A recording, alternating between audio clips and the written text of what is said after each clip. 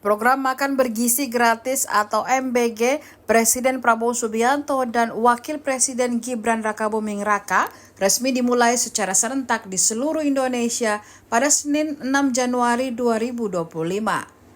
Program tersebut menargetkan anak sekolah, anak di bawah 5 tahun atau balita, ibu hamil, dan ibu menyusui yang berada di 190 titik pada 26 provinsi di Indonesia. Menu makanan bervariasi menyesuaikan bahan pokok yang diproduksi di tiap daerah. Oleh karena itu, tidak semua daerah akan mendapatkan menu karbohidrat utama berupa nasi. Bagi daerah yang kurang memproduksi beras akan diganti dengan bahan makanan berkarbohidrat lain yang tersedia di daerah tersebut. Di antaranya adalah jagung, singkong, sorghum, dan sagu. Diketahui pemerintah menyiapkan dana sebesar 71 triliun rupiah untuk 5 tahun ke depan dengan alokasi dana sebesar 800 miliar rupiah per harinya. Untuk satu porsi makanan, pemerintah telah menetapkan harga acuan sebesar Rp10.000. Pada tiap 3 bulan pertama, pembagian makanan bergizi gratis pemerintah akan membagikan 3 juta porsi.